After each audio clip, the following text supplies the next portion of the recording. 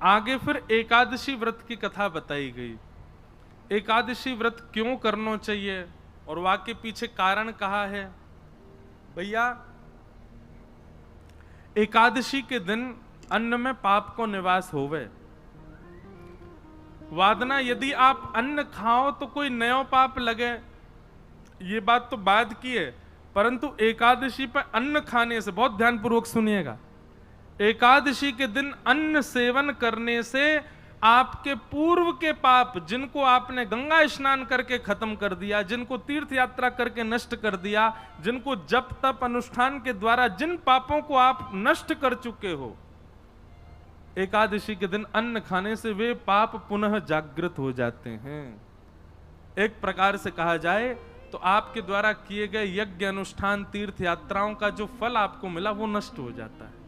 इसलिए एकादशी के दिन अन्न सेवन नहीं करना चाहिए। लेकिन हमारी ब्रज की कई परंपराएं हैं, जैसे हरिदासी, हरिवंशी, वहां पर एकादशी नियम नहीं है।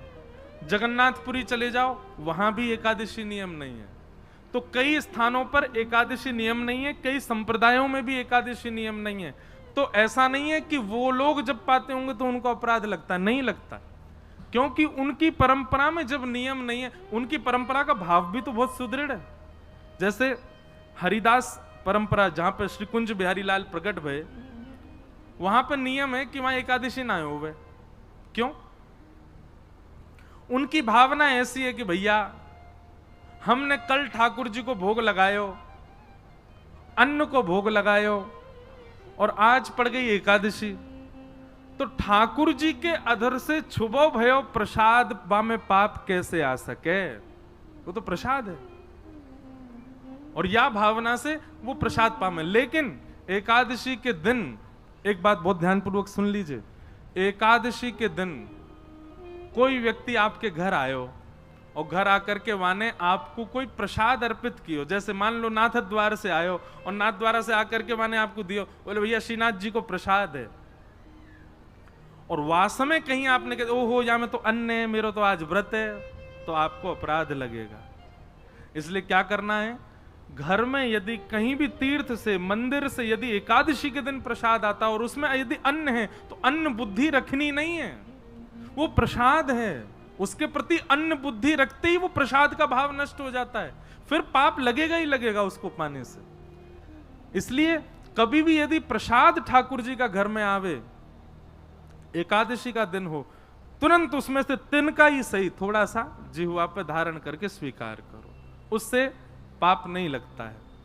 बाकी वैष्णवों को एकादशी व्रत निश्चित रखना चाहिए। एकादशी के दिन बहुत कथाएं हैं एकादशी निष्ठा की। एक कथा तो यह है कि एकादशी के दिन पाप निवास होता है। एक बात ऐसी है, हम ठाकुर जी को कुछ ना कुछ प्रस्तुत करते हैं, कोई धन देता है, कोई पत्र देता है, कोई पुष्प देता है, कोई फल देता है, कोई कुछ ना कुछ ठाकुर जी को देते हैं, पर अन्न खाने से, अन्न सेवन करने से हमारी आयु घटती है, आयु कम होती है। और यदि हम एक दिन अन्न सेवन नहीं करते तो हमारी आयु एक दिन की बढ़ जाती है। इसलिए करवा चौथ के दिन माताएं बहनें व्रत रखती हैं और अपने पति की दीर्घायु नहीं, एक ही दिना की आयु मिले बेचारे, एक ही दिना बड़ो होता होगा मैया के व्रत रखवे से। तो हम क्या करते हैं कि वो करवा चौथ वाले दिन माताएं क्या करती हैं, पति को देख के जलपान कर लेंगी और फिर रात में भोजन कर लेती, मतलब अपने पूरे दिन भूखे रह करके जो पूरे दिन की आयु थी माताएं वो पति को दे देती। ठीक वैसे ही हम अपने जीवन के एक दिन को, एकादशी को, हम अन्न सेवन ना करके पूरे दिन की आयु जो हमारे पास बचती है, पूरे दिन जो हमारे पास शेष आती है, हम उसको द्वादशी के दिन अन्न सेवन करके अपना व्रत पूर्ण करके ठाकुर जी के चरणों में अर्पित कर देते हैं। नाथ, ये एक दिन जो मुझे मिलने वाला मुझे नहीं चाहिए, मैं उसको आपके चरणों में अर्पित करता हूं। तो एक प्रकार से हम एक दिवस, अपने जीवन का एक दिवस ठाकुर जी को अर्पित कर रहे हैं। तो एकादशी व्रत करने से पूरा दिन ठाकुर जी के एक प्रकार से यह माना जाएगा यानी 24 घंटा भजन कियो अगर एकादशी व्रत रखते हैं तो एकादशी व्रत करना चाहिए। इस प्रकार व्रत के भाव हैं। वैष्णव के अंदर 3 निष्ठा होनी चाहिए। सबसे पहले तुलसी निष्ठा, अपने कंठ में तुलसी धारण करे। दूसरी नाम निष्ठा, एक नाम जाप जरूर करे। अब इसमें भी 2 बात सुनिएगा, मंत्र जाप अलग बात है और नाम जाप अलग बात है। आपके गुरु ने जो आपको दिया है वो मंत्र है, वो मंत्र आप आसन पर बैठ करके करिए, शुद्ध अवस्था में करिए, सुबह सुबह करिए। पर नाम आप कभी भी जप सकते हो, कहीं भी जप सकते हो, कैसे भी जप सकते हो। नाम जपने में कोई अपराध नहीं लगता। लेकिन गुरु मंत्र के प्रति, अब हमारे श्री वैष्णव संप्रदाय में तो ऐसा ही है, गुरु मंत्र हर जगह चलते फिरते उठते बैठते नहीं करना चाहिए। एक ही बार दिन में बैठ करके करो, जितनी माला करनी उसी समय कर लो। बाकी भगवत स्मरण, कृष्ण कृष्ण कृष्ण कृष्ण कृष्ण, श्री राधा श्री राधा श्री राधा श्री राधा, गोविंद गोविंद गोविंद गोविंद, गोपाल गोपाल गोपाल, या फिर महामंत्र के रूप में भी नाम ही है हरे कृष्ण, भी कर सकते हो, चलते फिरते उठते बैठते। बस हाँ ये है कि अपवित्र अवस्था में मत करो। वैसे तो कई जगह नियम है कि कैसे भी करो, अपवित्र अवस्था में भी कर सकते हो। पर कब गलती से हॉस्पिटल चले गए और वहां पे बिस्तर पे पड़े हैं, नहीं नहाए 2 दिन से, वहां लेट के, मर्यादा ऐसी बन गई कि आपत्ति काल है, तब आप कर सकते हो। बाकी बिल्कुल स्वस्थ हो, हट्टे टगड़े हो, बिल्कुल स्वस्थ अवस्था में हो, उसमें भी अपवित्र अवस्था में यदि जपो तो फिर या थोड़ा तो एक ध्यान रखो कि हम थोड़ा भाव रखें वाक्य प्रति। एकादशी व्रत, ये 3 निष्ठा वैष्णव के चित्त में होनी चाहिए, तुलसी निष्ठा, नाम निष्ठा और एकादशी निष्ठा। इन 3 निष्ठाओं के प्रभाव से भगवत दर्शन निश्चित होता है। तो एकादशी व्रत की बात बताई गई। तत्पश्चात अब यहां से रास पंचाध्यायी प्रारंभ होता है। अब बहुत सावधानी से बैठ जाओ सब लोग। अब हम रास की चर्चा करें। ब्रजभूमि है, ब्रजमंडल है, मथुरा है। वैसे देखो, एक हम आपको अभी से आवाहन कर दें, 14, 15, 16, 17 अक्टूबर 4 दिन विशिष्ट रास पर चर्चा होगी श्री गोवर्धन में। 14, 15, 16 और 17। तानपुरा चल नहीं रहा है, बस नेक कम करो। बोलो वृंदावन बिहारी लाल की। तो 14, 15, 16, 17 अक्टूबर शरद पूर्णिमा है 17 तारीख को। तो 14, 15, 16, 17 अक्टूबर गोवर्धन में कल यहां आई थी हमारी पूनम दीदी, वही करा रही हैं रास पंचाध्यायी पर कथा। तो 3 दिन की कथा तो 4-5 बजे से ही होगी शाम को। वो होगी राधा गोल्फ में, जहां उनका निवास है वहीं पास में ग्राउंड में होगी। लेकिन अंतिम दिन यानी कि 17 तारीख को शरद पूर्णिमा वाली जो कथा है, वो कथा होगी रात्रि 10:30 बजे से लेकर के रात्रि 1:30 बजे तक। और वो कथा होगी तलेटी में, श्री गिरिराज जी की तलेटी में। खुले पंडाल नहीं होगा, खुली जगह मैदान में, चंद्रमा के प्रकाश के नीचे केवल 2 छोटी छोटी लाइट होंगी। वहां में व्यास जी ने टिमटिमा रहे होंगे थोड़े से, बाकी कोई नहीं देख पाएगा। तो खुले आकाश में वो कथा होगी और खुले आकाश में बैठ करके सब ब्रजवासी जन और जो भक्त जन आएंगे, सब लोग मिलकर के गोपी गीत को पाठ करेंगे। रास पंचाध्याय की कथा, रास बिहार होगा, अंधेरे में ही सब नृत्य करेंगे।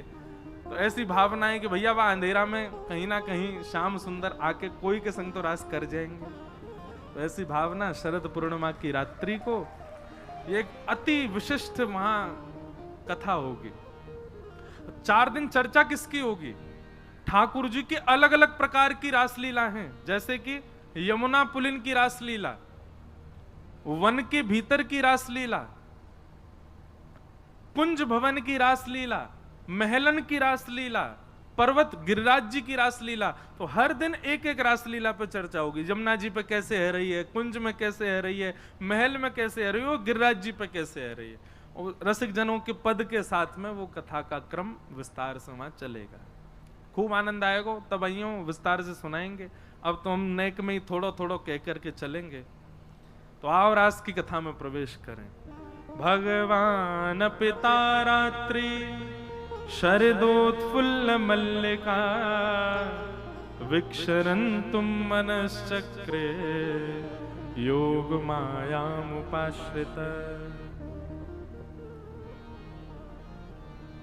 सबसे पहली बात, मैं हर कथा में लगभग इस बात को कहता हूं कि रास का नाम सुनते ही अपने चित्त में नृत्य मत लेकर के आया करो। रास का मतलब नृत्य नहीं होता, रास का मतलब नाचना नहीं होता। रास का मतलब होता है मिलन। अब सुनो, रस और रास ये दो स्थिति हैं।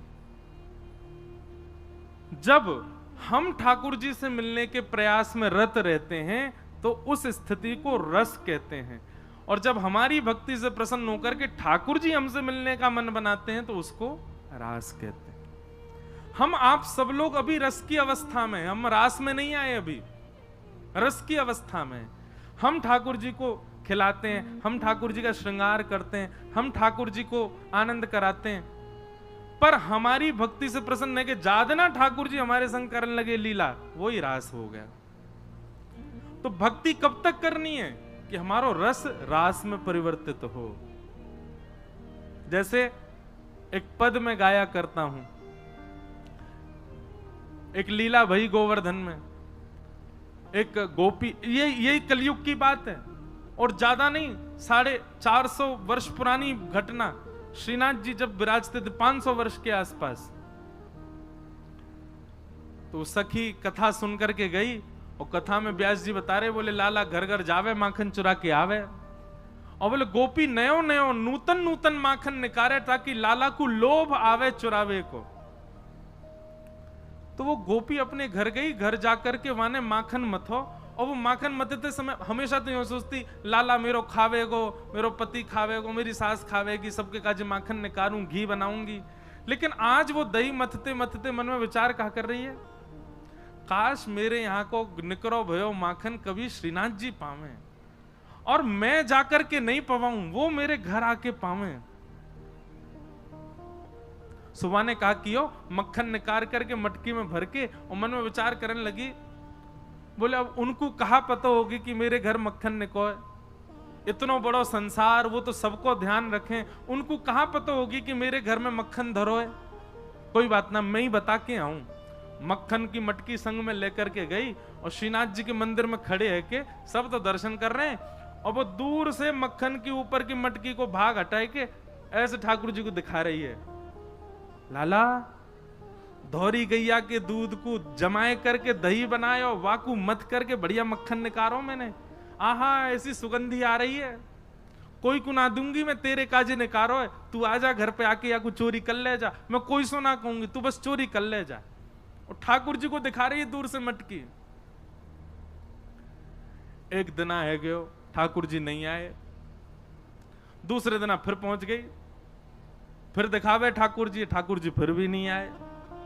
अब तो वह को नियम बन गया, रोज मक्खन निकाले, और बोली मैं हूं देखूं कब तक नहीं आवे को, रोज पहुंच जाए और ठाकुर जी को मक्खन दिखावे। महाराज कल गुरु जी आए ना हमारे, बता रहे एक बात, ठाकुर जी के लार टपकन लगी होठन में से वाक्य मक्खन को देख करके। और वही समय सामने, अब श्रीनाथ जी तो बिल्कुल मूर्तिमंत है कि खड़े हैं, सब दर्शनार्थी दर्शन कर रहे हैं, सामने कीर्तन गा रहे थे श्री कुंभन दास जी। तो कुंभन दास जी भी होंगे यहाँ पे, कहाँ हैं? वो सब तो कोने में भैया, दिखाई दियो कहीं से दिख जाए तो। कुंभन दास जी, लाला पता हो तो कौन से हैं? वो भैया कैमरा वाले, कौन से कुंभन दास जी? वो हैं कोने वाले सबते,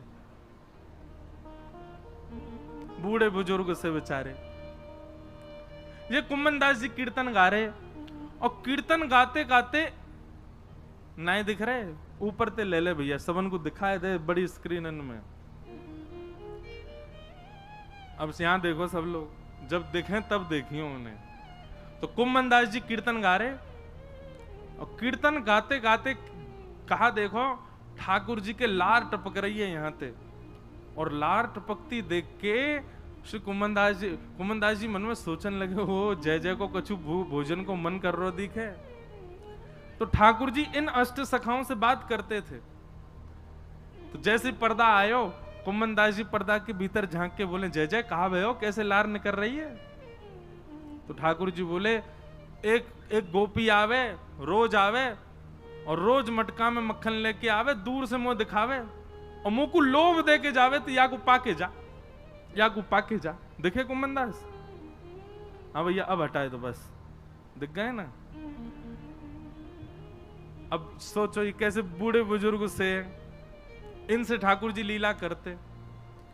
अब ये पूरी वृत्तांत जो मैं आपको बता रहा हूं ना, यही रास है, इसी को ही रास कहते हैं।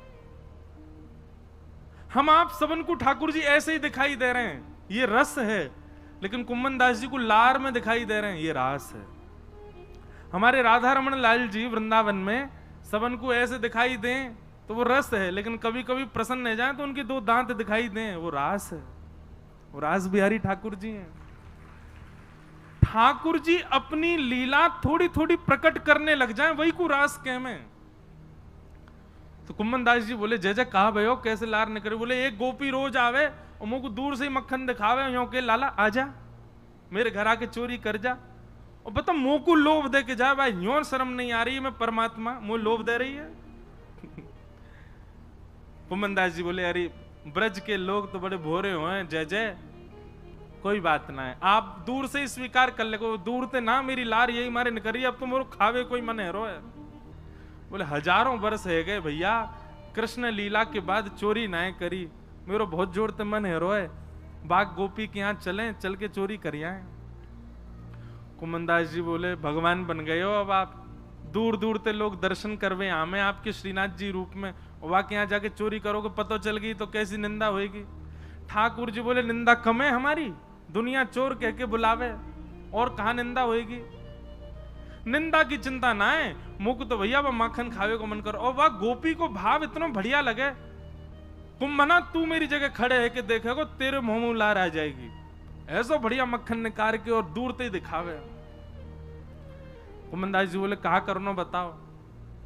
बोले, रात्रि में जैसी शयन है जाए मंदिर को, सोई तू पीछे खिड़की पे आ जाइयो, और मैं खिड़की से छलांग मार के बाहर आ जाऊंगा, तेरे कंधा पे बैठ के फिर दोनों चलेंगे चोरी करके आवेंगे। कुम्भन दास जी बोले, बड़ो बूढ़ो आदमी में मुंह पे चलो फिरो जाए ना है, आपको लेके कंधा पे कहां जाऊंगा मैं? ठाकुर जी बोले, कुम्भना तू बस एक बात, एक सूत्र अपना ले। बोले, कहा शीघ्रता रखियो, बस देरी मत करियो, विलंब मत करियो, और जैसो मैं कहूं वैसो कर तो चलियो, बाकी सब मैं संभाल लूंगा, तू बस ले चल मुझे। रात्रि में मंदिर कपाट बंद है गए, शयन है गए, सब दर्शनार्थी अपने अपने घर चले गए, मंदिर के सेवायत सब चले गए। वास में कुम्भन दास जी मंदिर के पीछे खिड़की पर जाके खड़े भये, और शयन के वस्त्र धारण किए, थोड़ी छोटी सी पाग पहन रखी है, गले में 2 माल धारण कर रखी हैं, बढ़िया गुलाब को इत्र लगा रखो, पीतांबरी पहनी। श्रीनाथ जी ने अपने मूर्तिमंत रूप को सचल बना लियो, हाथ पांव सब सीधे गए ठाकुर जी के, और खिड़की से ऐसे निकल करके बाहर आए, कुम्भन दास के कंधा पे बैठ गए, दोनों पांव लटका लिए और सिर पकड़ करके ठाकुर जी ऊपर बैठ गए। अब छवि देखो कितनी सुंदर। अब ठाकुर जी कह रहे हैं, कुम्भना हाँ यहाँ से सीधो चल, आगे पोखर आएगी, बातें दाएं को मुड़ जाइयो, फिर वहां ते आगे तो बाएं को मुड़ जाइयो। कुम्भन दास जी, तुम कब हुआ है वाकई यहाँ?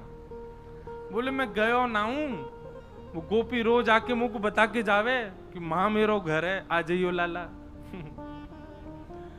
कुम्भन दास जी के नेत्रों में आंसू आ जाते, आहा कितने बड़भाग, ये लीला मेरे साथ घट रही है, मुझे अनुभव हो रहा है, कितना कितना सुख है मेरे लिए। और ठाकुर जी कुम्भन दास जी के संग गए, और वह गोपी के घर में ऊपर ते छत पे ते प्रवेश कर गए, सब सो रहे हैं गहरी निद्रा में, और ठाकुर जी कह रहे हैं, अचक अचक के चल, आवाज मत करियो नहीं तो आ जाएगी गोपी। ओ देख कुम्भना वो टंग रही मटकी, ले चल बा के पास। कुम्मनदास जी पाम पकड़ रखे, नेक नेक से पाम है ठाकुर जी के, पाम पकड़ करके ले गए। सोई ठाकुर जी ने अधर सिर पकड़ करके यहाँ तो दोनों पाम रख लिए और सिर को नेक छोड़ के अपनो नेक बैलेंस संभालो, गिर नहीं जाऊं, और तुरंत वो मटकी पकड़ ली, छीका पे लटक रही ऊपर। अब तो ठाकुर जी निकार निकार करके प्रेम सो पामे। कुम्मनदास जी बोले अकेले अकेले पाओगे, नेक दे दो नीचे प्रसाद। सो ठाकुर जी मक्खन लेके अपनी जीभ से चाटे और अपनो झूठो मक्खन ही ऐसे नीचे हाथ करके गए, ले कुम्मना। अब कुम्मनदास जी के कभी आंख पे लग जाए, कभी नाक पे लग जाए, कभी मुंह पे लग जाए, पर कुम्मनदास जी के तो रोम रोम नृत्य कर रहे है, नेत्रन से अविरल अश्रुधार गिर रही है। आहा, ये लीला ठाकुर जी की कैसी मधुर। कुम्मनदास जी बोले नेक देखूं तो सही है चोरी की लीला है कैसे रही है। तो कुम्मनदास जी ऐसे पाम पकड़ के जैसे ही ऊपर देखने लगे, सो महाराज ठाकुर जी तो मक्खन निकार निकार करके पा रहे हैं, और ठाकुर जी की धोती है का वो ढीली है कि नीचे को खिसक रही है।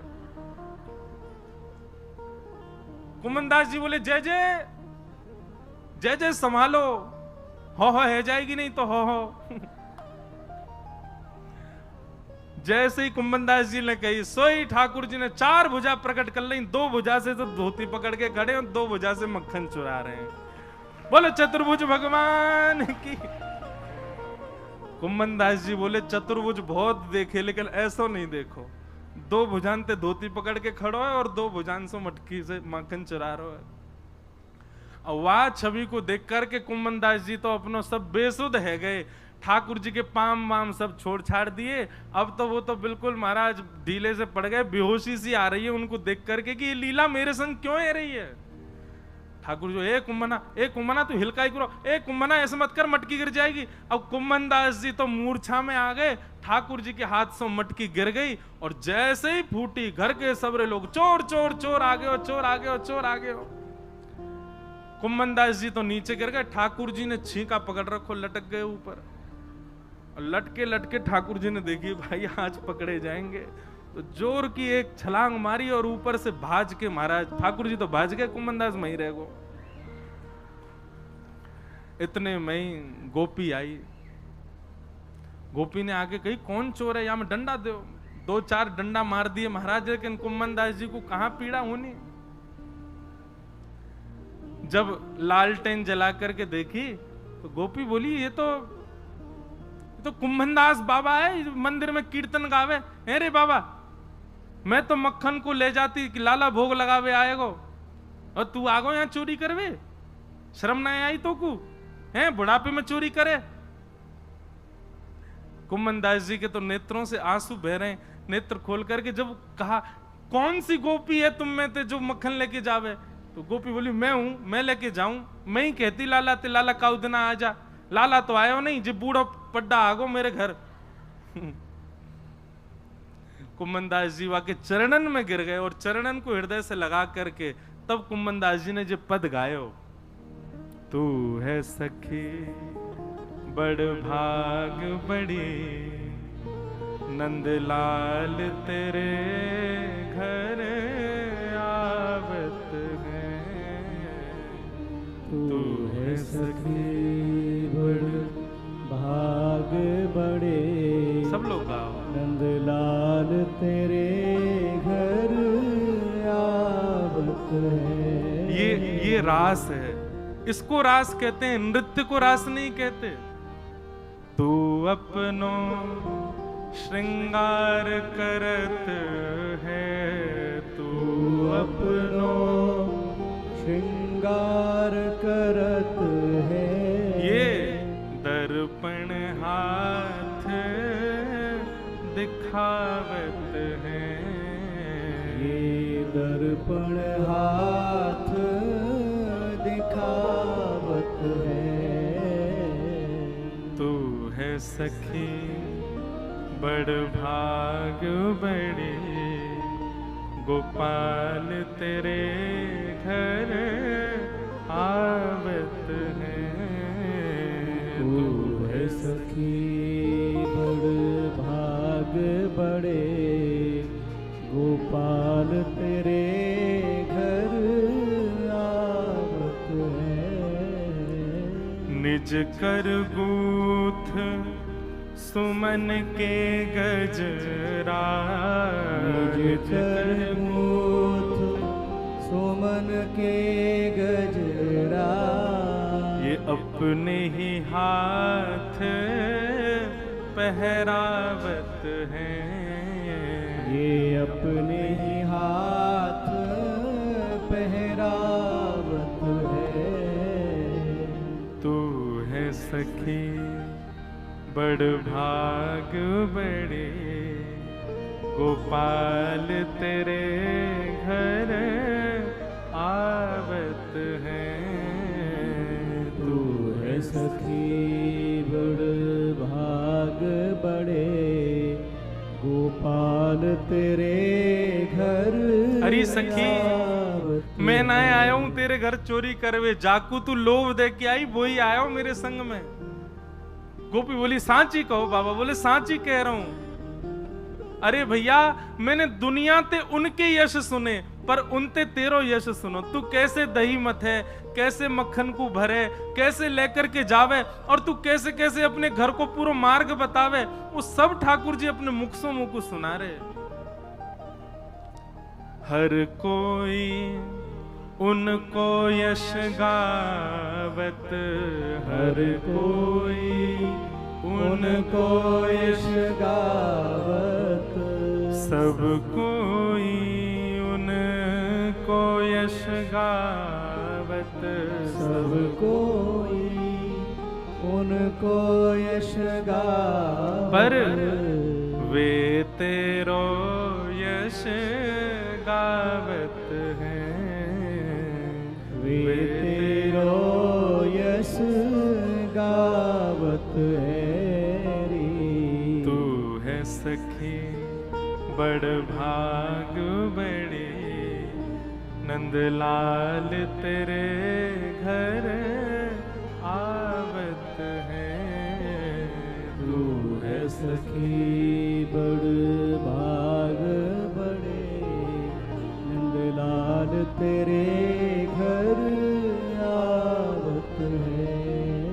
कुंभन दास लाल गिरधर के, कुंभन दास लाल गिरधर के, कुंभन दास लाल गिरधर के, कुंभन दास लाल गिरधर के। ये तो तेरे ही हाथ बिकावत हैं, ये तो तेरे ही हाथ अरे बिकावत है। बड़े बड़े ज्ञानी, बड़े बड़े तपी, बड़े बड़े योगी सन्यासी आके चले गए, जे कोई सो ऐसे ना मिलवे जामे, ये कोई सो ऐसे ना मिले, ये कोई की बात ना सुने, ये कोई की तपस्या स्वीकार ना करें।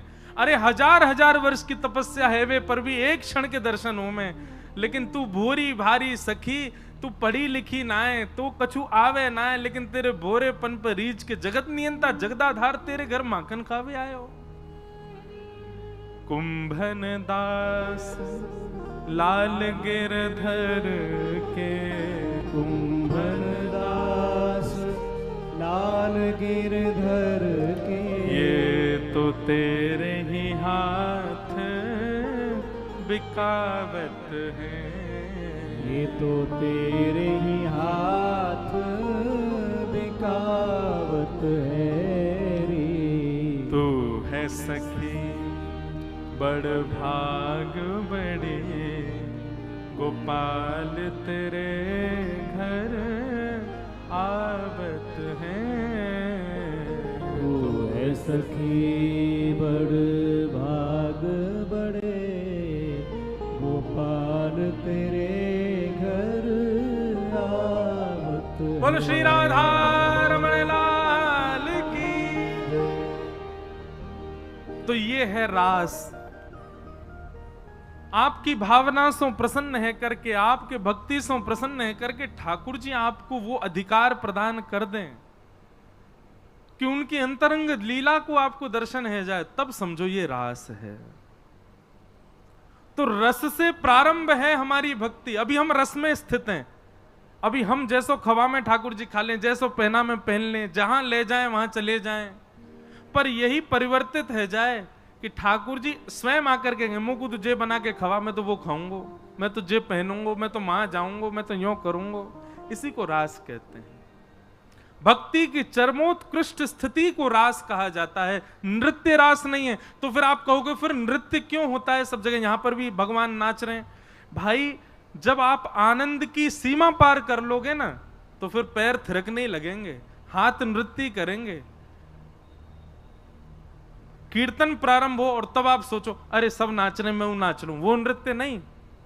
कीर्तन प्रारंभ हुआ और आप चाह रहे हो कि मैं ना उठूं और फिर भी नहीं रोक पाओ और नाचने लग जाओ, वही प्रेम की और आनंद की चरमोत्कृष्ट स्थिति होती है।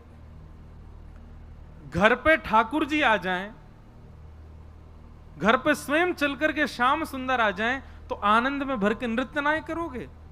तो ऐसे ही ब्रज गोपियों को ठाकुर जी ने वह सुख प्रदान कर दिया, वह अंतरंग भाव प्रदान कर दिया कि गोपियां आनंद में भर करके झूमने लगी। तो इसलिए वो रास नृत्य के भाव से दिखने लगा, लेकिन वास्तविक रूप से नृत्य नहीं है रास। तो रास की भूमिका प्रारंभ ऐसे हुए। भगवान पिता रात्रि शरदोत्फुल्ल मल्लिका विक्षरन्तुं मनश्चक्रे योग मायामुपाश्रित। भगवान ने गोपियों को पहले ही आश्वासन दे दिया था कि शरद पूर्णिमा की रात्रि पर हम आपके साथ रास विहार करेंगे। क्यों? क्योंकि ये गोपियां कात्यायनी पूजन के लिए जाती थीं, यमुना स्नान के लिए जाती थीं, और यमुना स्नान कात्यायनी पूजन में फल रूप में भगवान को प्रियतम रूप में मांगती थीं। गोपियों की अवस्था कितनी है? बोले छोटी 6 वर्ष से लेकर के और यशोदा मैया की उम्र तक की सबरी गोपी हैं। कोई एज लिमिट नहीं है, बाउंडेशन नहीं है। छोटी से छोटी गोपी और बड़ी से बड़ी गोपी हैं, और सब ठाकुर जी को एक ही रूप में देखती हैं, क्या? प्रियतम हैं। अरे बड़ी बूढ़ी गोपी जाकू 2 गोपी कंधा दे के लेके आ रही है, वो भी ठाकुर जी को प्रियतम रूप में देख रही है। ऐसा ठाकुर जी को स्वरूप है। तो जब चीर हरण कियो भगवान ने, तब भगवान बोले हम सब आपके मन की भावना जाने। तो एक बात आपके मन में कभी आती नहीं, इतनी छोटी गोपी, इतनी बड़ी गोपी, और नेक्स्ट से 6-7 वर्ष के ठाकुर जी को प्रियतम माने। 6-7 वर्ष को बालक अगर यहां बैठो तो वाकू देखो एक बार, इतने बड़े हैं ठाकुर जी, और उनको कोई प्रियतम कैसे मान सके? 6-7 वर्ष के बालक को तो गोदी में लेके डोलवे को मन करे, वाकू प्रियतम मानवे को मन थोड़ी है सके। लेकिन ठाकुर जी के प्रति प्रियतम बुद्धि प्रकट हो रही है। इसका मतलब क्या है? इसका मतलब ये कि ये गोपियां जानती हैं, न खलु गोपिका नंदनो भवान अखिल देहिना अंतरात्म दृक्। गोपियां जानती हैं कि ये सामान्य बालक नहीं है, ये जगत नियंता जगदाधार त्रिलोकीनाथ श्री कृष्ण हैं, ये साक्षात परमेश्वर हैं, और परब्रह्म रूप जानती हैं, इसीलिए उनके प्रति प्रियतम बुद्धि रख रही हैं। वो जानती हैं कि हम जन्म जन्मांतर से इनकी उपासिका हैं। हम कभी संत बनकर के, कभी तपस्वी बनकर के इनको प्राप्त करने के लिए अपने घर बार छोड़ छोड़ करके हिमालय पर जाकर के बैठे हैं, और उसी का परिणाम कि इस बार हम गोपी बनकर के आई हैं और ये वही परमात्मा कृष्ण बनकर के आए हैं। वे सब जानती हैं, वो अबोध नहीं है। तभी ठाकुर जी के प्रति उनका वह प्रेम अटूट हो रहा है।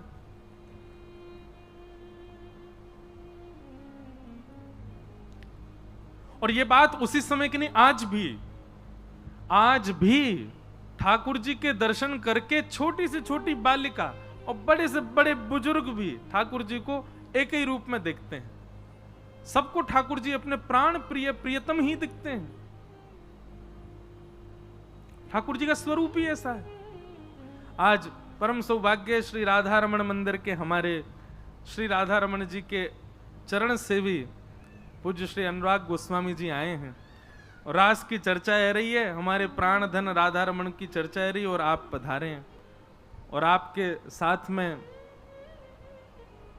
महादेव के परम उपासक श्री भीमाशंकर ज्योतिर्लिंग के पुजारी श्री जलिंदर जी महाराज पधारे हैं, आपको बारंबार प्रणाम। बताओ, हरि और हर एक संग बैठे हैं। रास में भी हरि और हर दोनों ही आए, तो आज निश्चित ही रास में गोपेश्वर भगवान आएंगे, महादेव आएंगे, तो उसके उनके प्रतिनिधि के रूप में हमारे भीमाशंकर के पूज्य पुजारी जी पधारे हैं और हमारे राधा रमण के चरण सेवक। संबंध में तो हमारे जीजा जी लगे और वैसे हमारे प्राणनाथ की सेवा करें, तो आप दोनों को आगमन भयो है। व्यास मंच से बारंबार आपको प्रणाम। तो ठाकुर जी ने सब गोपियों को पहले कहा, शरद पूर्णिमा पर हम आपके साथ रास विहार करेंगे। और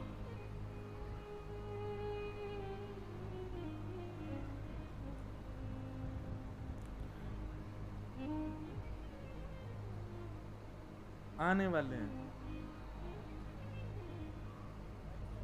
अच्छा, आचार्य श्री दयानंद शास्त्री जी श्री राम पंचायती मंदिर संगरिया राजस्थान से पधारे। महाराज जी को बार, महाराज जी आप ऊपर विराज जाते, वहीं विराजे, कथा श्रवण कर। जय बोलो वृंदावन बिहारी लाल की। तो आज जैसी शरद पूर्णिमा का चंद्रमा उदयमान हुआ, प्रकट हुआ, शरद के चंद्र को देख करके सब गोपियों का मन रूपी मयूर नृत्य करने लगा। ये तो वही तिथि है जिस तिथि का हमको आश्वासन दिया था मिलेंगे। सब गोपियां अलग अलग कार्यों में लगी थी। कोई गौ दोहन कर रही है, कोई श्रृंगार कर रही है, कोई सीरा बना रही है, कोई बालक को सुला रही है, कोई अपने पति के संग बैठी है, कोई सास से बात कर रही है।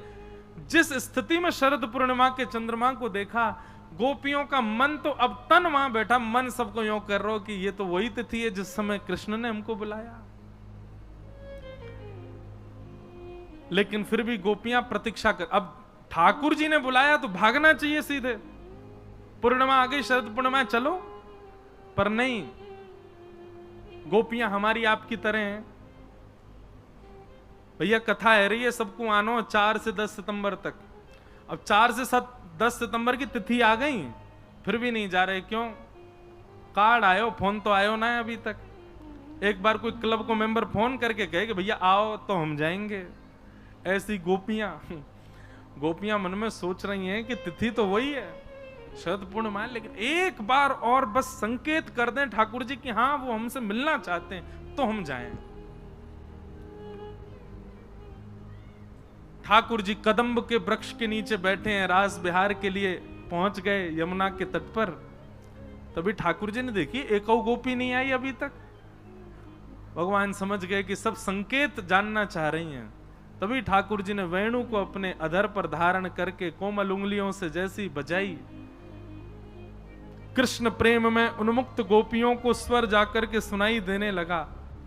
गोपियां जैसे ही स्वर सुनती हैं, अच्छा भागवत जी में ऐसा वर्णन है कि ब्रज के सब लोगों को वंशी सुनाई दे रही है, पर जिनके चित्त में कृष्ण प्रेम नहीं है उनको स्वर सुनाई देता है कि धुन बज रही है, लेकिन जिनके चित्त में कृष्ण प्रेम है उनको शब्द सुनाई देता है। चल रही गोपी क्या कर रही है, मैं तेरी प्रतीक्षा कर रहा हूं, जल्दी आ। मानो कानों में जाकर के ध्वनि बोल रही है, और वह गोपी उसी समय जिस कार्य में वहीं से तुरंत भागती है ठाकुर जी से मिलने। यह भी विचार नहीं कर रही कि मैं जो कार्य में हूं उसको व्यवस्थित तो कर दूं, नहीं, तुरंत दौड़ी है ठाकुर जी से मिलने के लिए। अब यहां पर बहुत विस्तृत वर्णन है उसका।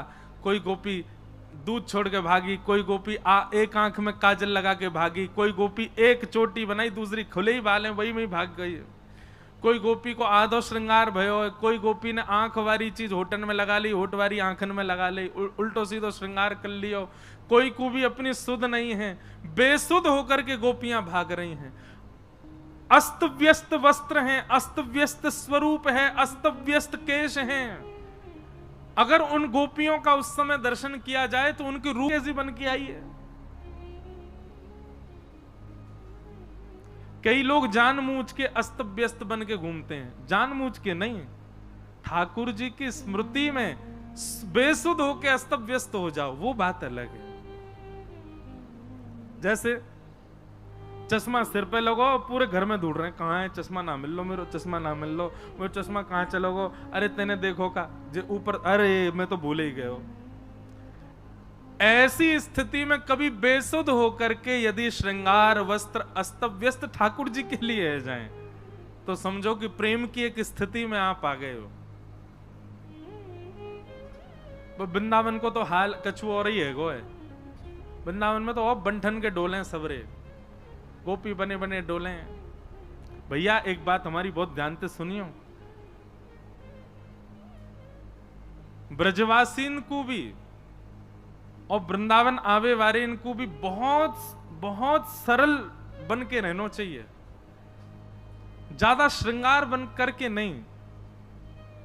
श्रृंगार को अधिकार तो केवल प्रिया प्रियतम को ही है, श्रृंगार को अधिकार बिहारी जी को है, राधा रमन जी को, राधा वल्लभ जी को। अब बिहारी जी ने उतना श्रृंगार ना क्यों जितना श्रृंगार करके दर्शनार्थी डोल रहे हैं। अरे भैया मेरो भाव तो ऐसो के कि वृंदावन में तो ऐसे बन के घूमो, सरल सहज, बिल्कुल कोई ज्यादा रूप और वस्त्रन में कोई ज्यादा चमक धमक हो ही नहीं। आपकी सरलता देख करके काउदना ठाकुर जी के मन में आ जाए, चल आ यहाँ पे तेरा श्रृंगार तो मैं करूंगा। अपनो श्रृंगार अपने हाथ से कायू को करनो है, ठाकुर जी को अधिकार दो ना अपने श्रृंगार को। काउदना ठाकुर जी को दया आ जाए, अरे बेचारो ऐसो ही डोले, चल यहाँ को श्रृंगार मैं कर दूं। कौन को कियो पता हो वृंदावन मथुरा में? कुब्जा, कुब्जा को श्रृंगार कियो ठाकुर जी ने। तो भैया श्रृंगार काउदना ठाकुर जी कर जाए। मीराबाई को श्रृंगार कियो ठाकुर जी ने, मीरा चरित्र सुनो। सब गोपियां पहुंच गई अस्त व्यस्त, भगवान ने जैसी वंशी अधर से हटाई। अब बीच में यहां पे परीक्षित जी के मन में प्रश्न आ गया। परीक्षित जी बोलने लगे, हे सुकाचार्य जी, ये सब गोपियां भगवान के पास दौड़ करके गई हैं, ये परब्रह्म को अपना पति कैसे मान सकती हैं? ये परब्रह्म को जो साक्षात परब्रह्म है, प्रिय साक्षात जगत नियंता जगत, उसके प्रति ये पति भाव कैसे रख सकती हैं, प्रियतम भाव कैसे रख सकती हैं? और ठाकुर जी भी इनसे मिलने के लिए आ गए। तो यहां कहते हैं थोड़ी सी बीच में एक बार ऐसा आता है कि सुखदेव जी थोड़े नाराज हो गए परीक्षित पर, और परीक्षित से बोले, ए परीक्षित, भगवान को गाली देने वाला कंस भगवान को प्राप्त कर ले तब तुम्हारे चित्त में प्रश्न नहीं आता? भगवान को कालकूट विष पिलाने वाली पूतना भगवान से हाथों मर के मुक्ति प्राप्त कर ले तब तुम्हारे चित्त में प्रश्न नहीं आता? भगवान से बैर करने वाले शिशुपाल, दंतवक्र, रावण आदि राक्षस ये सब मुक्ति को प्राप्त हो जाएं, भगवत प्राप्ति कर लें तो तुम्हारे चित्त में प्रश्न नहीं आता। और वहीं गोपियां प्रेम करती हैं ठाकुर जी से, तुम प्रश्न कर रहे हो। और यहां पर डंके की चोट पर श्री शुकाचार्य जी कहते हैं, केवल गोपियां ठाकुर जी से प्रेम नहीं करते हैं, ये ठाकुर जी भी इन गोपियों को अपना प्रियसी मानते हैं, प्रेम करते हैं। यहां पर स्पष्ट शब्द है कि मुतादोक्षज प्रिया, ये अदोक्षज भी इनसे प्रेम करते हैं, श्री कृष्ण को भी ये प्रिय हैं। इसलिए इस भाव में तुम्हारे चित्त में प्रश्न नहीं आना चाहिए कि ये प्रेम करके कैसे पा सकते हैं। भगवत प्राप्ति में कोई भी भाव, कोई भी व्यवहार, कोई भी सर्वोपरि है प्रेम भाव। शुकाचार्य जी की बात सुनकर परीक्षित जी शांत हो गए। शुकाचार्य जी ने आगे सुनाना प्रारंभ किया कि भगवान ने वेणु रव जैसे शांत किया, सब गोपियां सामने खड़ी थीं। भगवान ने उन समस्त गोपियों को पूछा, आप सब क्यों आई हो? सब गोपियां अलग अलग उदाहरण देने लगी।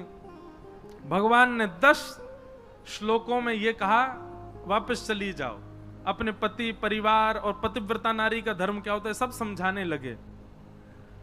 लेकिन कोई भी गोपी वापस नहीं गई। गोपियों ने बल्कि 11 श्लोकों में भगवान को उत्तर दिया कि हम वापस क्यों नहीं जाएंगे। इसी को प्रणय गीत कहते हैं, बहुत सुंदर है।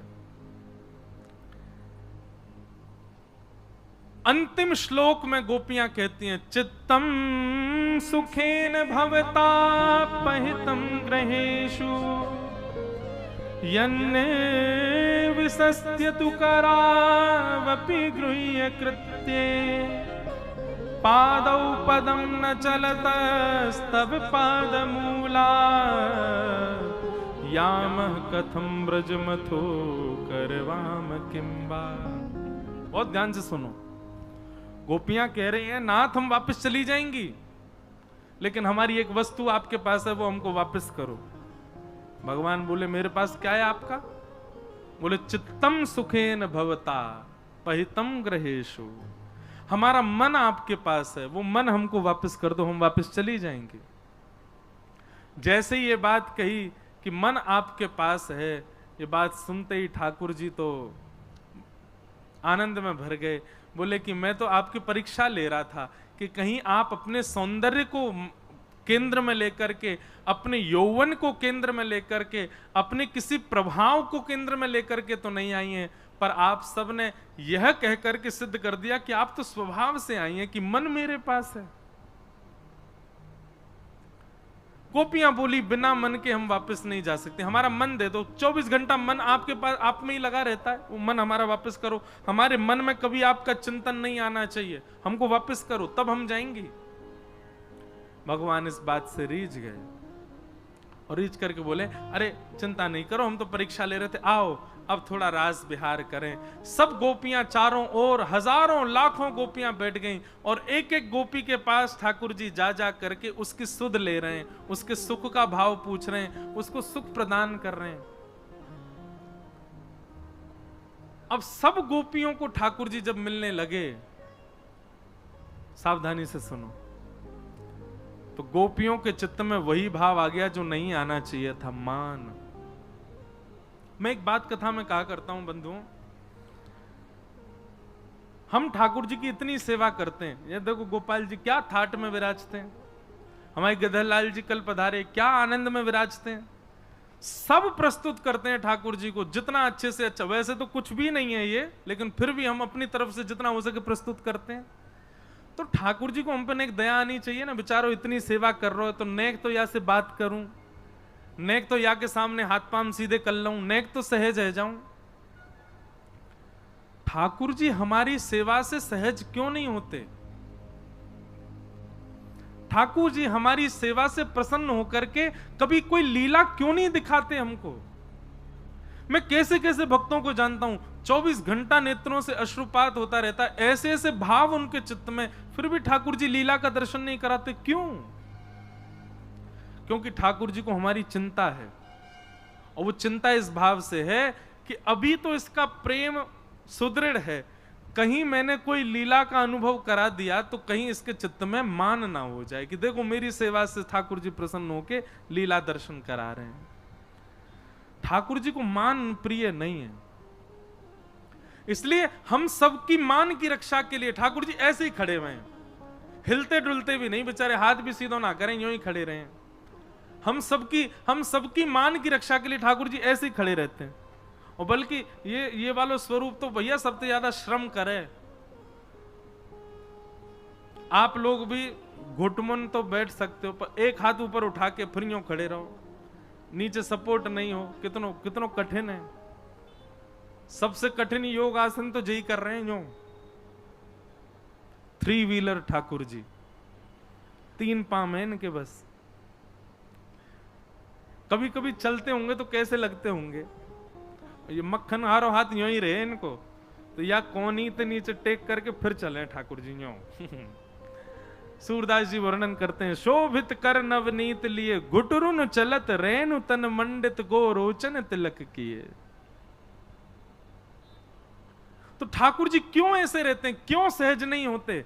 कहीं हमको मान ना हो जाए।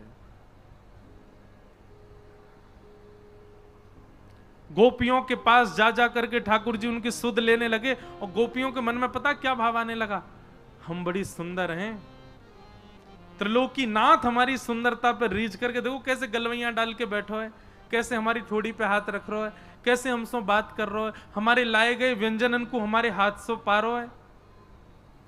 भगवान बोले ये तो वही हो गया जो नहीं होना था, मान आ रहा है।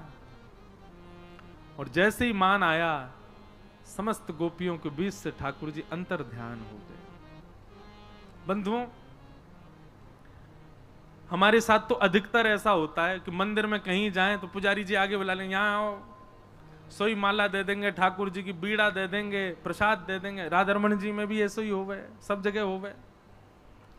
लेकिन उस समय नेत्र बंद करके स्वयं से पूछा कीजिए कि नाथ, ये आप कर तो रहे हैं कृपा की, अपनी निज माला दे रहे हैं, प्रसादी दे रहे हैं, बीड़ा दे रहे हैं, भोग दे रहे हैं, कुलिया दे रहे हैं, पर इससे कहीं मेरे चित्त में ये भाव तो उत्पन्न नहीं हो रहा कि मैं श्रेष्ठ हूं इसलिए मुझे मिल रहा है। कहीं आपके चित्त में किंचित भी ये भाव आ गया कि आप श्रेष्ठ हो इसलिए आपको दिया गया, बस समझ जाइए जितने पास ठाकुर जी ने बुलाए उतने और पीछे चले गए ठाकुर जी। अपने आप को कहां समझ रहा हो भैया, तू कछू ना है, बस मैंने एक टेस्ट लेवे के काज तो को बुलवायो कि तो को मान होगो कि नहीं होगो। कभी आप आगे बैठ करके ठाकुर जी को सन्मुख दर्शन करो और वास्तव में पीछे दर्शन करवे वाले इनके प्रति ये भावना आ जाए, बेचारे भीड़ में लगे, हम तो आगे बैठ के दर्शन कर रहे हैं। यूं समझ जाइए ठाकुर जी ने उतनी दूर फेंक दिए आप। कभी भी अपनी निजता पर मान मत कीजिएगा कि हम ठाकुर जी के इतने समीप हैं। बहुत अनुग्रह करते हैं ठाकुर जी, तब थोड़ा सामीप्य प्रदान करते हैं। उस पर कभी मान मत कीजिएगा, आपकी योग्यता नहीं थी उसकी, बस लाल जी ने आपकी परीक्षा के लिए निजता देख करके देखा कि अपनों बनाने योग्य है कि नहीं। हमारे साथ तो लगभग मंदिरों में होता है, कई बार मन में ये भावना आती है कि हे ठाकुर जी, कभी मन में ये बात नहीं आ जाए कि हम कुछ हैं इसलिए आप कहीं भी मंदिर में जाएं तो आप समीप बुला लेते हैं। नहीं तो गोपियों की भांति ठाकुर जी अंतर ध्यान हो जाएंगे। समस्त गोपियों के बीच से ठाकुर जी अंतर ध्यान हो गए। अर्धरात्रि का समय, घर छोड़ छोड़ करके गोप चल रहे हैं, भ्रमण करते करते जड़ से, पत्थर से, तुलसी से, वृक्षों से पूछ रही हैं हमारे श्याम सुंदर कहां है। रुदन करते करते यमुना जी के तट पर जैसे ही पहुंची, तभी वहां तप्त कांचन गौरांगी श्री राधे वृंदावनेश्वरी किशोरी जी का दर्शन हुआ। चरणों में गिर करके रुदन करने लगी, प्रार्थना करने लगी, हे किशोरी जी, हमसे क्या भूल हो गई, ठाकुर जी हमें छोड़ के क्यों चले गए। हम सोचते थे कान्हा कहीं कुंजन में होगा, हम सोचते थे कान्हा कहीं कुंजन में होगा। हम सोचते थे कान्हा कहीं कुंजन में होगा। हम सोचते थे कान्हा कहीं कुंजन में होगा। अभी तो मिलन का हमने सुख नहीं होगा। अभी तो मिलन का हमने सुख नहीं होगा। अभी तो मिलन का हमने सुख नहीं होगा। अभी तो मिलन का हमने सुख नहीं होगा। सुन के प्रेम की परिभाषा, प्रेम की परिभाषा मन में जगी थी जो आशा, जगी थी जो आशा।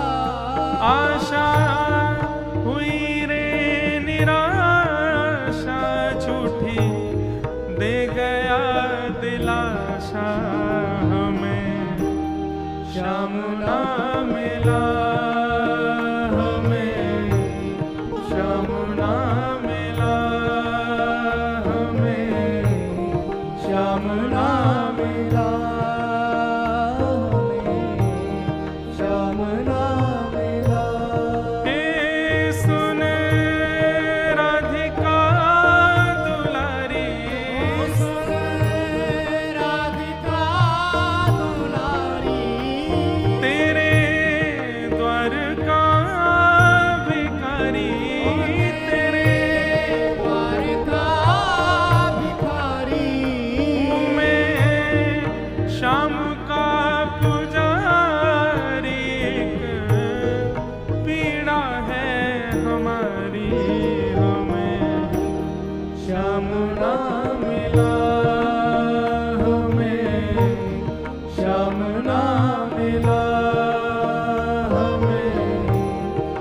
श्याम ना मिला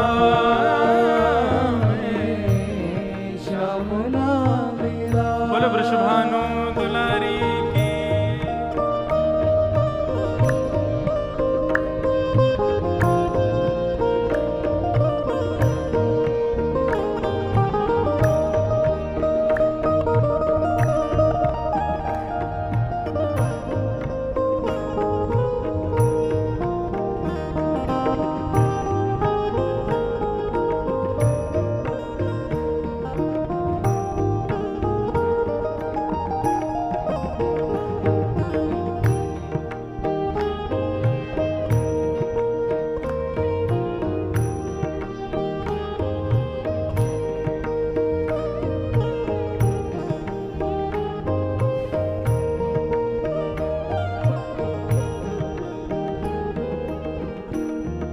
बंधुओं, अभी राधाष्टमी आ रही है परसों।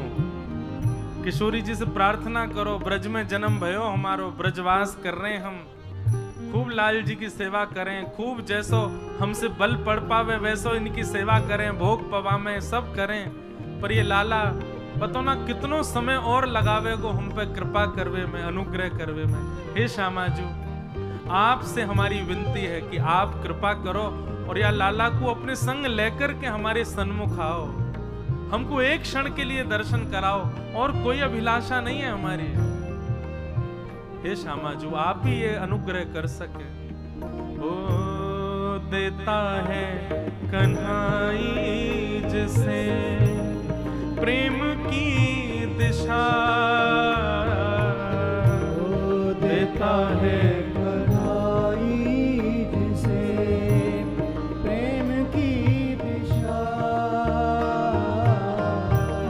देता है कन्हाई जिसे प्रेम की दिशा, देता है कन्हाई जिसे प्रेम की दिशा। सब विधि उसकी लेता है परीक्षा,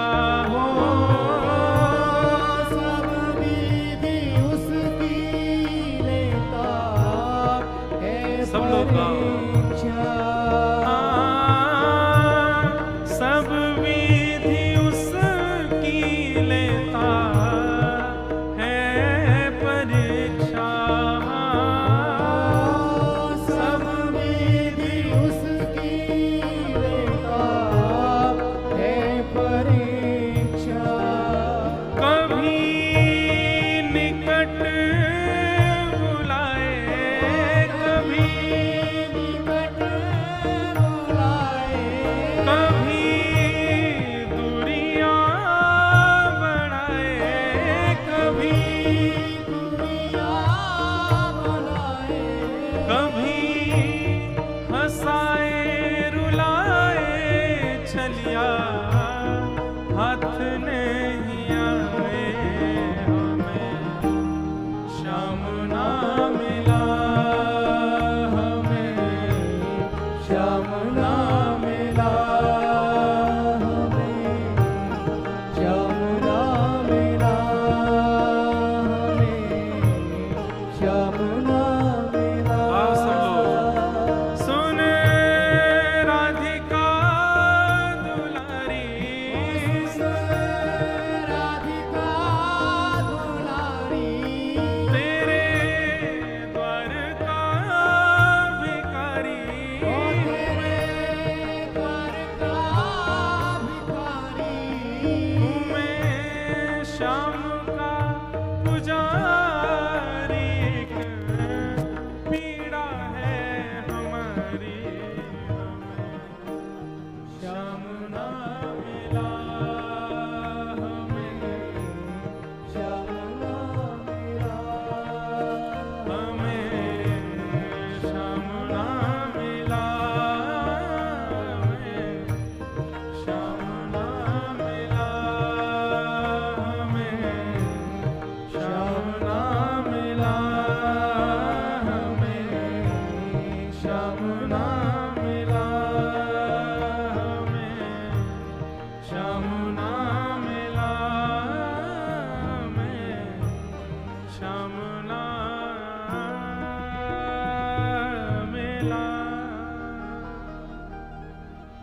बोलो वृषभानु दुलारी की। सब ब्रज गोपियां किशोरी जी से प्रार्थना करने लगे, हे श्यामा जी आप कृपा करो, आप दया करो, आपकी कृपा से ये श्याम सुंदर प्राप्त होंगे। और किशोरी जी ने कृपा की, तब गोपियों ने गोपी गीत गाया। जयति तेधिकं जन्मना व्रजः श्रयत इंदिरा सस्वदत्तहि। इसके अनेक भाव संत जन बताते हैं, और हमारे चित्त में एक भाव आता है कि गोपियां कह रही हैं, हे कन्हैया, ते जन्मना ब्रजम अधिकम जयति, आप जरूर ही परब्रह्म हैं, इसीलिए अपने परब्रह्म भाव को चिंतन में लेकर के आप हमको सामान्य गोपी मान करके अंतर्ध्यान हो गए हो। आप स्वामी हो, आप नाथ हो, इस भाव को चित्त में धारण करके आप अंतर्ध्यान हो गए हो। पर याद रहे कन्हैया, आप स्वामी हो, आप नाथ हो, आप परब्रह्म हो, आप भगवान हो, पर आप सर्व प्रिय इसलिए हो क्योंकि आप ब्रज में जन्मे हो।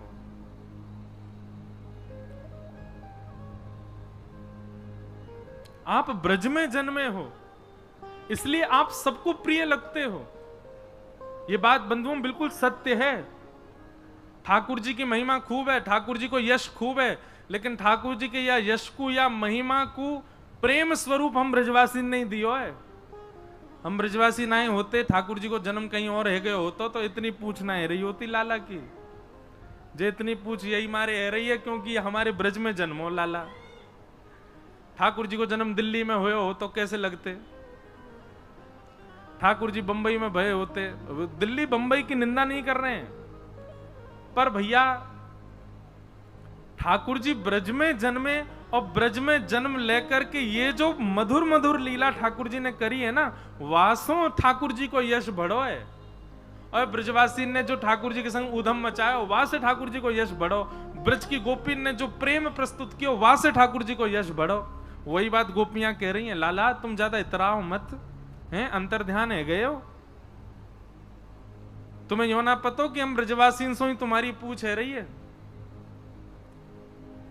प्रेम को प्रमुख यही वृंदावन धाम, प्रेम ही ते पायो श्याम रसिया ने नाम। हमारे वृंदावन से ही नाम मिलो लाला को। ये दुनिया में जो सब जगह इतनी जय जयकार है रही है, या जाने कहां गवार, प्रेम ने दिया की सदा उल्टी बहे धार, कौन पावे या को पार, प्रेम ने दिया की सदा उल्टी बहे धार। तो अब बिहारी जी को सवेरे सवेरे पराठा को भोग लगा, इतना बड़ा पराठो बने, चले जाओ बद्रीनाथ, चना चनोरी खवा में ठाकुर जी है। बद्रीनाथ की कोई हम निंदा ना करने भैया, कोई या भाव से मत ले लियो।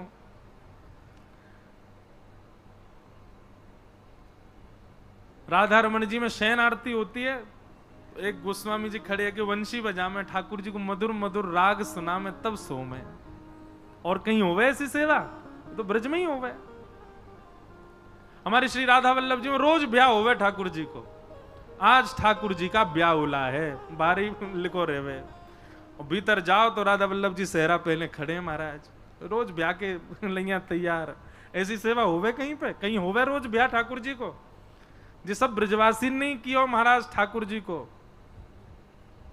अभी तक तुम ठाकुर जी को यश गा रहे, पर यहाँ गोपीन ने आकर के ने आगे हमारो बल बढ़ा दिया। वो काय को ठाकुर जी को यश, ब्रजवासीन की वजह से ठाकुर जी को यश है सब जगह।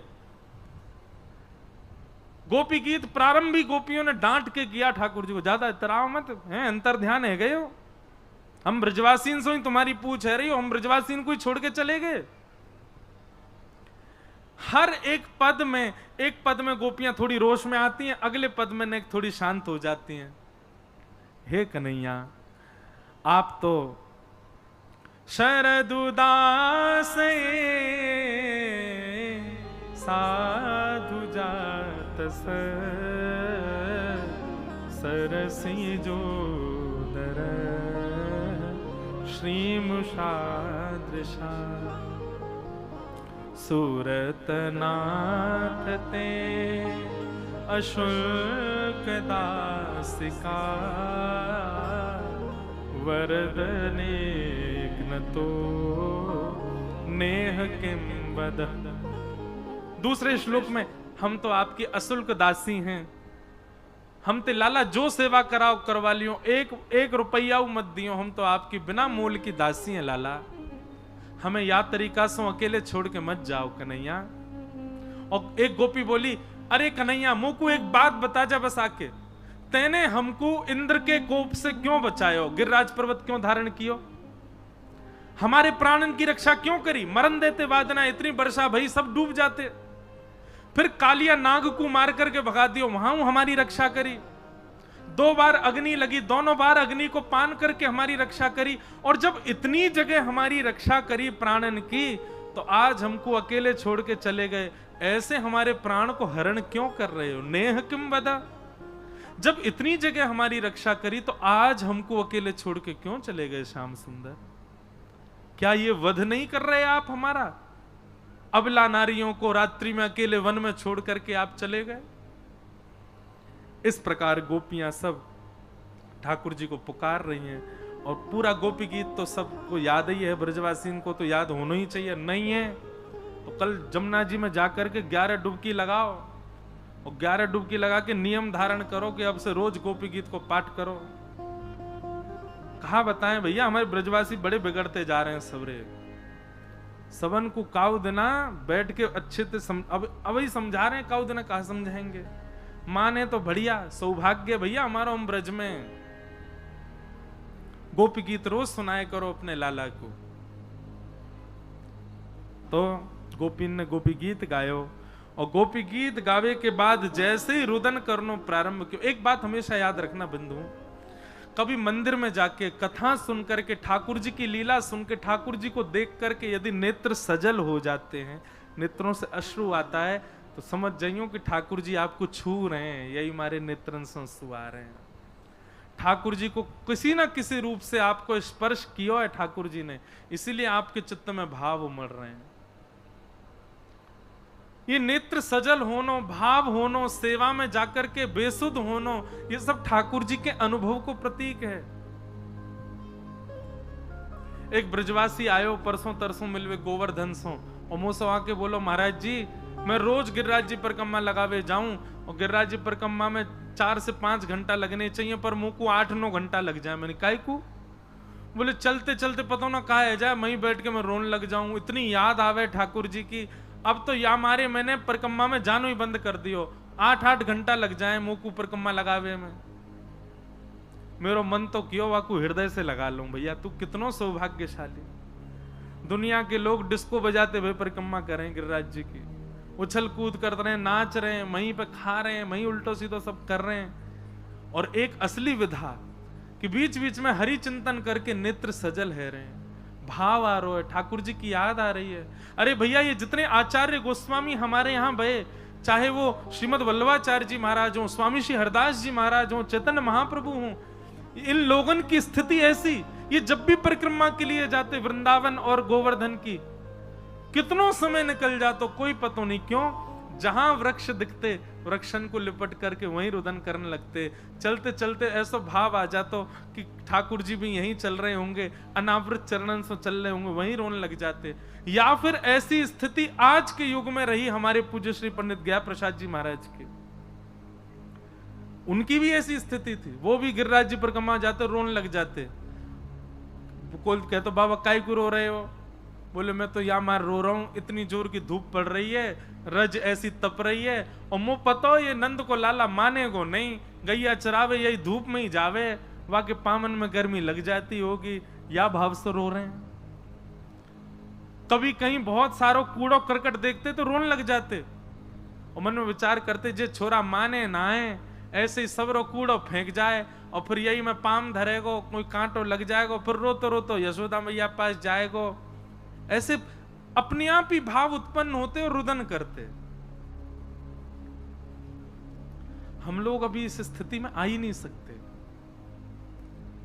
हम एक बात पुनः कह दें, भक्ति में विरह यदि होता है तो समझो आपकी भक्ति स्वीकार है। और जिस भक्ति में विरह नहीं है, जिस व्यक्ति में कभी व्याकुलता नहीं, जिस भक्ति में कभी घबराहट इस भाव से नहीं हुई कि हमको ठाकुर जी के दर्शन क्यों नहीं हो रहे, दुर्भाग्य है हमारा।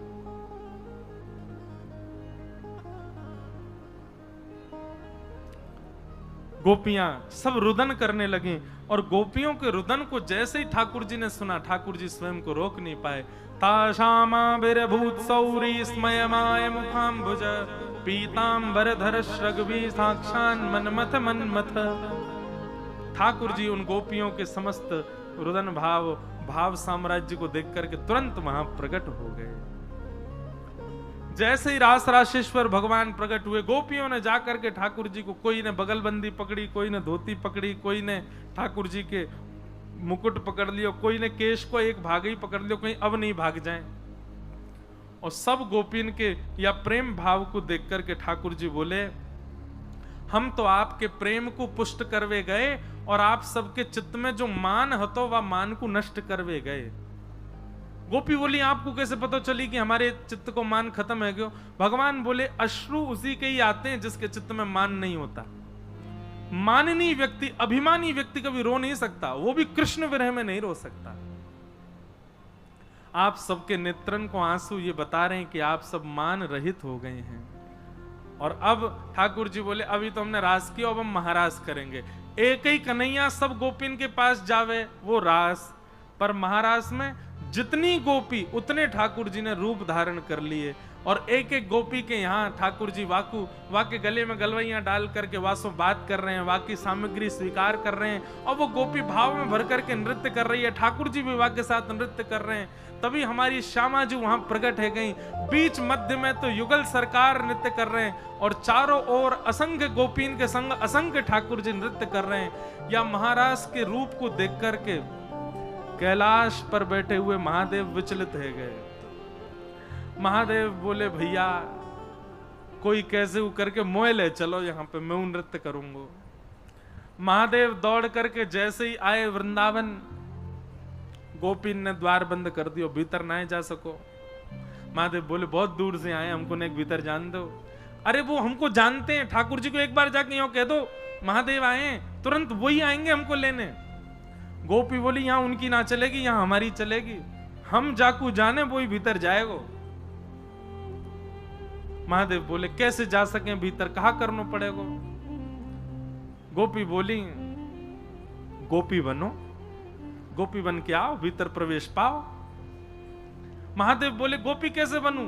नथनी पहन लूं, चुनरी ओढ़ लई, महाराज पूरा श्रृंगार गोपीन को सब कर लियो। तब भी गोपी बोली, अभी तो श्रृंगार कियो है गोपी को, गोपी को भाव कहां ते लाओगे महादेव?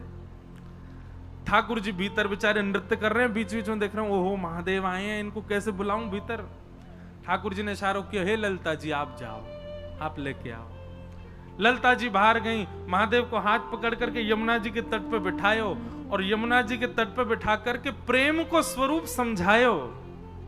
ललिता जी ने प्रेम क्या है, प्रेम कैसा है? वैसे तो महादेव अनंत प्रेमी हैं, पर वही प्रेम को भाव जब समझायो, महादेव के तीनों नेत्रन से अश्रुपात होने लगे, विरह व्याकुल है गए। तब ललिता जी बोली, हाँ अब इनके चित्त में गोपी भाव आ गए, अब ये भीतर प्रवेश के अधिकारी।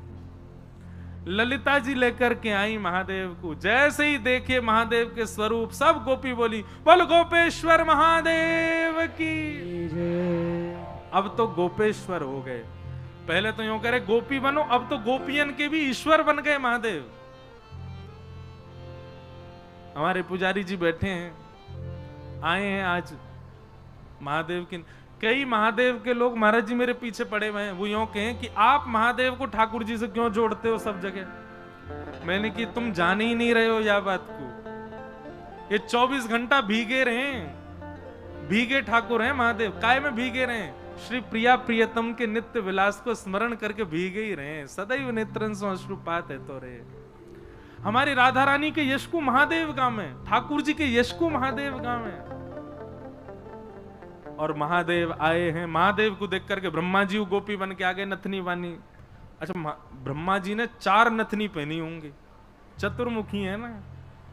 ब्रह्मा जी आए, इंद्र आयो, चंद्रमा आए, सूरज आए, सभी देवी देवता गोपी बन बन करके आ गए और यमुना के तट पर महारास भयो है। राधा नचे कृष्ण नचे, नच गोपी जन। राधा नचे कृष्ण नचे, नाचे गोपी जन। राधा नचे कृष्ण नचे, नचे गोपी जन। राधा नाचे कृष्ण नाचे, नाचे गोपी जन। क्योंकि मन मेरा बन गया सखीरी पावन वृंदावन। क्योंकि मन मेरा बन गया सखीरी। करताल बजा के गाओ। हे राधा नचे कृष्ण नचे, नच गोपी जन। राधा नचे कृष्ण नाचे, नाचे गोपी जन। क्योंकि मन मेरा बन गया सखीरी पावन वृंदावन।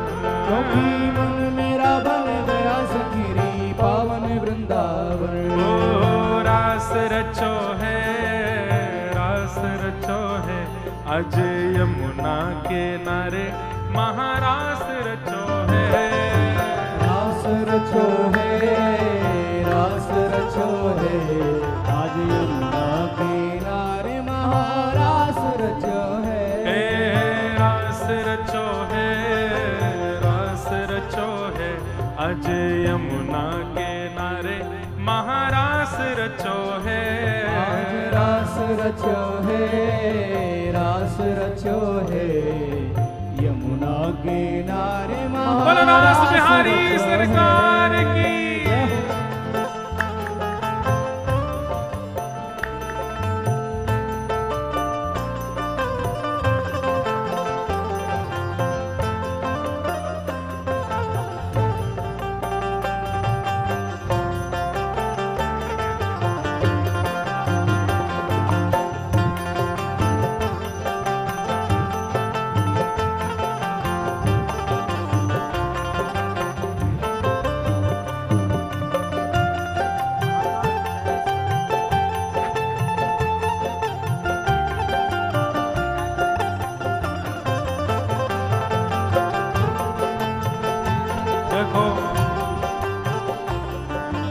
महादेव, महादेव प्रत्यक्ष ही आ गए। हमारे पुजारी जी भी आए और अभी अभी देखो महाकाल भगवान को प्रसाद आयो, महाकाल भगवान की भस्म भी आ गए। तो निश्चित ही अब जे कथा ना है रही है, प्रत्यक्ष रास ही है रो, स्वयं महादेव आए हैं। बोलो देवादिदेव महादेव शंकर भगवान की।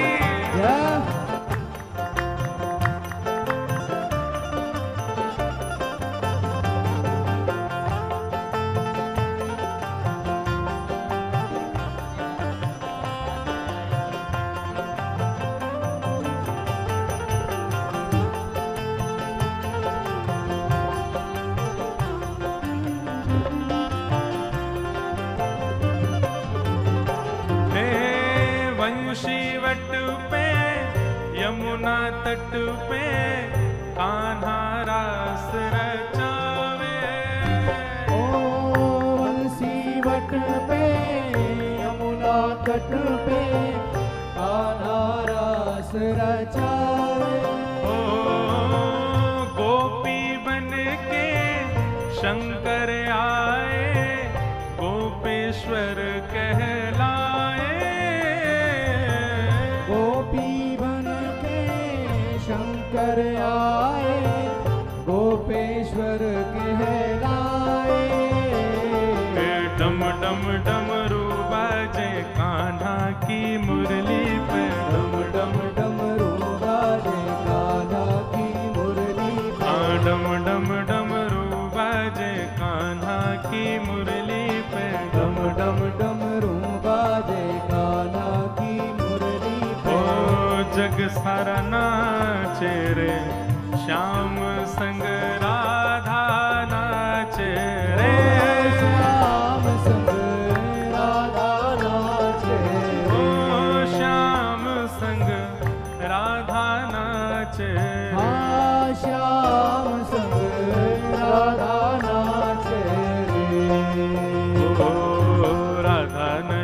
कृष्ण नाचे नाचे गोपी जन। राधा नाचे कृष्ण नाचे नाचे गोपी जन। हे हम भी नाचे तुम भी नाचो नाचो सभी जन। हम भी नाचे तुम भी नाचो नाचो सब जन। क्योंकि मन मेरा बन गया सखी रे पावन वृंदावन। क्योंकि मन मेरा बन गया सखी रे पावन वृंदावन। ओ मन मेरा बन गया सखी रे पावन वृंदावन। ओ मन मेरा बन गया सखी रे बोलो रास रासेश्वर भगवान की।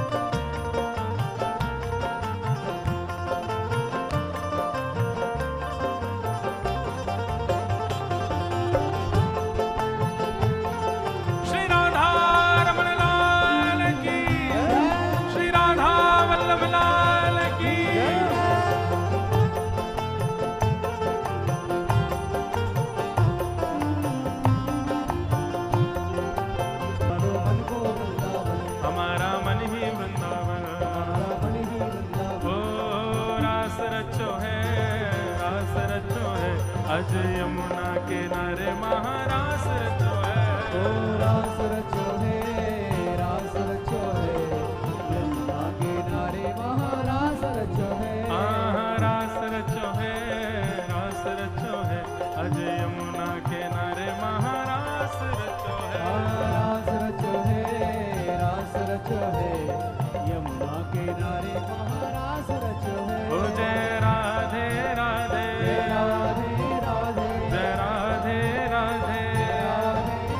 वृषभानु दुलारी वृषभानु दुलारी ओ प्यारे रास बिहारी प्यारे रास बिहारी वृंदावन वारी बरसाने वारी तीरथ सुत प्यारी। जय राधे राधे जय राधे राधे जय राधे राधे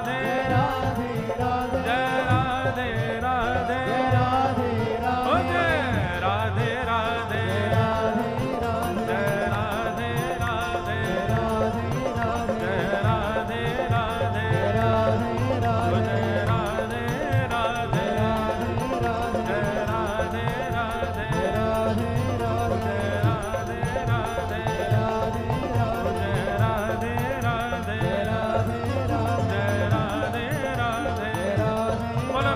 रासेश्वर भगवान की। राधा रमण लाल की जय जय श्री राधे। ऐसो रास है रो महाराज पूरे वृंदावन में सब नाच रहे हैं। देवता भी नृत्य कर रहे हैं ऋषि भी नृत्य कर रहे हैं सब जीव वंचर भी नृत्य कर रहे हैं। यमुना जी भी नृत्य कर रही हैं गंगा जी भी नृत्य कर रहे हैं ब्रजमंडल के सब वृक्ष चैतन्य है करके नृत्य कर रहे हैं। सब आनंद में भर गए हैं। जल्दी से बैठ जाओ सब लोग जहां खड़े हो वहीं बैठ जाओ। देखो रास केवल और केवल गोपियों के साथ नहीं किया ठाकुर जी ने। ठाकुर जी पशु पक्षी वृक्ष सबके साथ रास विहार कर रहे हैं सबको सुख प्रदान कर रहे हैं। पूरे चराचर ब्रजमंडल के एक एक कण के साथ ठाकुर जी ने रास विहार किया इसलिए सब नृत्य कर रहे हैं। उस नृत्य में हमको भी अंश मिले इसलिए देवता भी यहां पर बन बन करके रूप धारण कर करके सब